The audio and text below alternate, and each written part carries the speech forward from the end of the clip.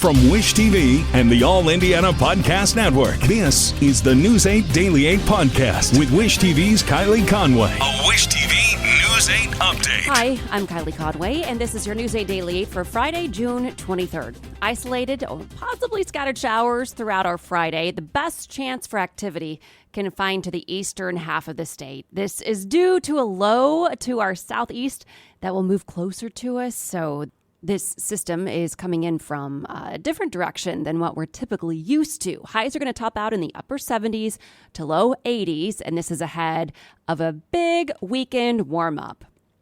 The Moms for Liberty chapter in Hamilton County is in the national spotlight as it faces backlash for featuring an Adolf Hitler quote in its newsletter.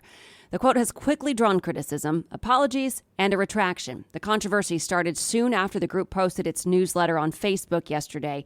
It featured at the top right a Hitler quote about youth and power. The group has deleted the quote in a revised version, and the chair of the chapter writes, "We condemn Adolf Hitler's actions and his dark place in human history. We should have not quoted him in our newsletter, and we express our deepest apology." Moms for Liberty advocates for conservative positions in schools on topics like critical race theory, bathroom access, and book restrictions in libraries. The group has a growing role in national Republican politics. 5 candidates for president plan to speak at the annual Moms for Liberty Summit next week. Locally, the group's efforts have made for contentious school board meetings and elections. The group's national co-founders are also backing away from the local newsletter, arguing for the group's causes, but saying they should not have quoted Hitler, period. iTeam8 will press for more information this morning about raids across Indianapolis. We covered them as they were happening yesterday morning. Our mobile news tracker took us to the Tuxedo Street for one. The early count from authorities was at least 14 search warrants and 9 arrests. They promised more information in a briefing today. Earlier this week, the U.S. Marshals Service announced the next phase of Operation North Star in Indianapolis. We are working to learn if and how the raids fit into that. The new briefing is set for 11 this morning downtown. Again, iTeam8 will be there. Lawrence police are asking for help finding 2 vehicles connected to a shooting near a soccer field. Police say people in the vehicles got into a shootout on 62nd Street late last night. It was near Veterans Memorial Park. Police say stray bullets hit 3 people who were playing soccer there. Medics treated 2 of the victims at the scene and took 1 to the hospital, all of them with graze wounds. Investigators haven't released a description of either vehicle and say no one is in custody yet. And today, the Indiana Supreme Court is set to hear a theft case against a former Tippecanoe County Township trustee. A court found former Wabash Township trustee Jennifer Teesing guilty on 21 counts of theft. It was January of last year. According to prosecutors, she collected her government salary despite moving out of the township and did not perform her official duties. They say Teesing sold her home in the township during the pandemic and worked remotely for 9 months. But then the Indiana Court of Appeals overturned her conviction in December, saying the state failed to show evidence that Teesing intended to abandon the township. Judges will now hear arguments on the case at 10 o'clock this morning. A local law expert says a new federal ruling on a gender transition law in Arkansas could cause problems for Indiana's ban. Arkansas was, in 2021, the first state to ban gender transition procedures for minors. A judge this week struck it down. The wording of Indiana's law largely matches the one from Arkansas.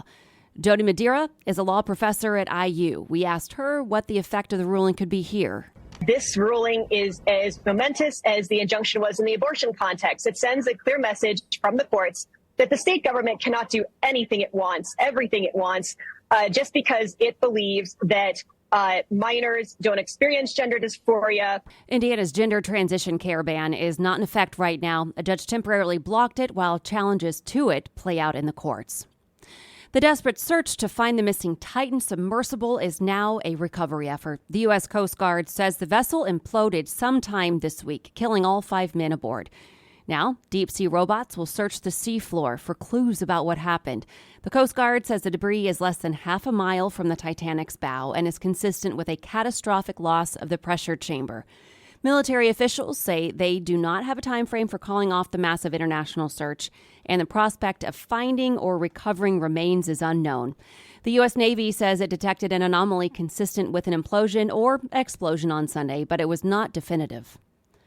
I-95 in Philadelphia is set to reopen to traffic today, less than 2 weeks after a deadly collapse. Crews say they've been working around the clock and are running ahead of schedule. The section of the bridge collapsed earlier this month after a tractor trailer hauling gasoline flipped underneath and caught fire. The driver died. The interstate is set to reopen at noon today, but rain is threatening to delay it, so officials are bringing in a NASCAR-grade dryer. It's mounted onto a truck and is normally used to keep moisture off the track at Pocono Raceway.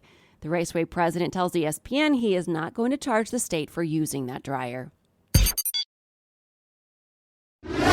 A measure to impeach President Joe Biden is on the table. In a forced snap vote, House Republicans voted to send the resolution to a House committee for consideration. Republican Representative Lauren Boebert offered the resolution accusing Biden of high crimes and misdemeanors over how he's handled the U.S.-Mexico border. Democrats say the impeachment push makes a mockery of the process. The next step for the measure is consideration in the House Committee on Homeland Security. House Republicans are sharing testimony from 2 IRS whistleblowers who say the Justice Department interfered with the agency's investigation into Hunter Biden. Republicans released the information yesterday. In the testimony, the IRS agents detailed what they called a pattern of slow-walking investigative steps that, they claim, delayed the work for months leading up to the election. The Justice Department has denied the accusations, saying the attorney in charge of the probe had full authority over the case. Federal regulators say a lack of communication from Norfolk Southern hurt the response to the train derailment in East Palestine, Ohio. The NTSB held the first of 2 hearings yesterday in the town's high school gym. The board asked why Norfolk Southern reached a contractor within 10 minutes of the derailment, but failed to reach firefighters for an hour. Fire officials say they did not have access to an app that the railroads developed to provide derailment information. Key concerns from people who live in the area: long-term health and sinking property values. The NTSB will return today for another hearing, this time focusing on safety measures on board trains and along the tracks. And now to the Pacers. 4 new players are headed here in a draft night deal that saw Indiana and Washington swap their top picks. Darius Walker from the University of Houston becomes a Pacer. He averaged 11 points and 7 rebounds in his only college season and was Conference Freshman of the Year. Also, in the first, the Pacers picked Belmont guard Ben Shepherd. Another deal brings Mojave King with the 47th overall pick. The 4th new Pacer, 55th in the draft, is Isaiah Wong. The Indiana Fever are back in the win column after a road victory against Seattle Storm. Kelsey Mitchell led the way, scoring a season-high 25 points, most of which came from her 7 sunk three-pointers. Fever win 80-68. The team's back in action tomorrow night on the road against the Las Vegas Aces. 2 Hoosiers are headed west. The Lakers drafted Jalen Hood-Schifino, 17th overall. That makes him Indiana's highest drafted player since Romeo Langford in 2019. Hood-Schifino played just 1 season in Bloomington. Trace Jackson Davis will be a Warrior on his journey from Center Grove through IU to Golden State. The Wizards picked him 57th, then traded him to the Warriors. Jackson Davis is IU's all-time leader in rebounds and blocks and 3rd in career scoring.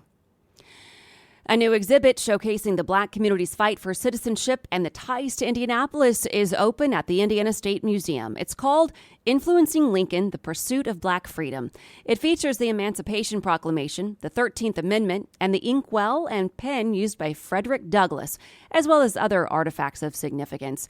People can also learn about the historic Bethel African Methodist Episcopal Church in Indianapolis, which played a role in the anti-slavery movement. The exhibition runs until Sunday, October 29th. The first show of the Symphony on the Prairie is tonight at Conner Prairie. Concert starts at 8. It's tonight and tomorrow. The first theme is music from Harry Potter. General admission tickets start at $10 and are still available. Next week, we'll bring the return of the traditional Star Spangled Symphony. It's ahead of Independence Day. Fireworks shows kick off in central Indiana. The Wayne County 4-H Fair is set to host a show at the county fairgrounds at dark tonight. We have a full list of fireworks displays on our website right now. Just go to wishtv.com and search for this story. And to business headlines. Bud Light is embracing country music and football to try and win back customers. Anheuser-Busch will also offer the following to consumers: the chance to win $10,000 each week, $100 toward a bar tab, and rebates over July 4th weekend.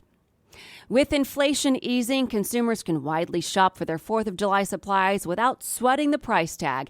However, Patterns says beverages are the one celebration staple that has seen a marked price increase year over year. Soft drinks are up 9 to 11%, but beer is steady. Mark Zuckerberg has apparently agreed to fight Elon Musk in a cage match that would feature the billionaire leaders of two giant tech companies. Whether the two tech moguls are joking remains to be seen. While replying to a user discussing Meta's plans to build a Twitter rival, Musk challenged the company's founder to a cage match if he's up for it. Zuckerberg responded to a screenshot of the tweet and said, "Send me location." Paris plans to use pilotless flying taxis for the 2024 Olympic Games, but with a limited battery range that lasts under 30 minutes. It may be more of a proof of concept than an actual rideshare replacement. Nearly half of Americans believe they'll never feel stress-free ever again. A new poll of 2,000 Americans aged 30 and above revealed 57% of people feel stress more frequently now than they did 5 years ago, and 47% live in an unhealthier life because of the stress they experience. Commissioned by Nutrisystem and conducted by OnePoll, the study found most are often stressed by their general health, the amount of money they make, or their job.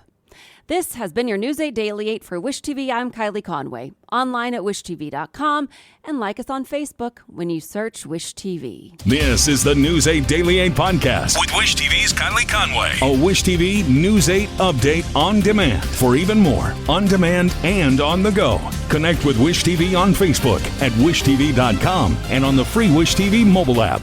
Thank you for listening, and be sure to like, subscribe, and follow this podcast for updates every weekday morning on the All Indiana Podcast Network and wherever you get your podcast.